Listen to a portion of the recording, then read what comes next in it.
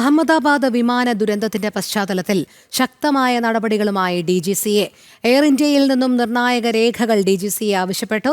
പരിശോധനകളുമായി ബന്ധപ്പെട്ടതും audit രേഖകളുമാണ് ആവശ്യപ്പെട്ടത്. 2024 മുതലുള്ള വിവരങ്ങളാണ് ശേഖരിക്കുന്നത്. കൂടുതൽ വിശദാംശങ്ങളുമായി ശ്രീകാന്ത് ചേരുന്നു. ശ്രീകാന്ത്, അഹമ്മദാബാദ് വിമാന ദുരന്തത്തിന്റെ പശ്ചാത്തലത്തിൽ എന്തൊക്കെ തുടർ നടപടികളിലേക്കാണ് DGCA കടക്കുന്നത്?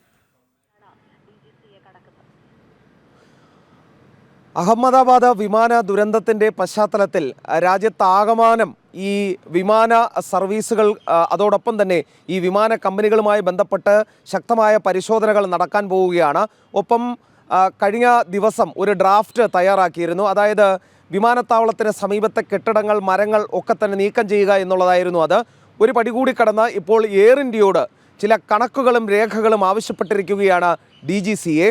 അതായത് 2024 മുതലുള്ള പരിശോധനകളുടെയും ഓഡിറ്റുകളുടെയും വിവരങ്ങൾ, രേഖകൾ നൽകാനാണ് ഇപ്പോൾ ആവശ്യപ്പെട്ടിട്ടുള്ളത്.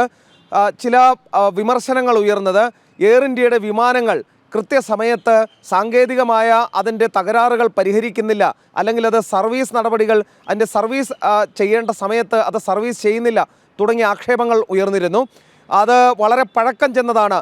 പല വിമാനങ്ങളും AC പ്രവർത്തിക്കുന്നില്ല എന്നതടക്കം ചില സമൂഹ മാധ്യമങ്ങളിൽ ചില വീഡിയോ പ്രചരിക്കുകയും ഒക്കെ ചെയ്തതാണ്. ഈ പശ്ചാത്തലത്തിലാണ് എയർ ഇന്ത്യ വിമാനങ്ങളുമായി ബന്ധപ്പെട്ട് ആ കമ്പനിയുമായി ബന്ധപ്പെട്ട് പരിശോധനയ്ക്ക് DGCA തയ്യാറെടുക്കുന്നത്.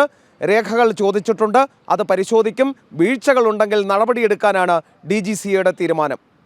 ശരി, ശ്രീകാന്താണ് വിവരങ്ങൾ നൽകിയത്.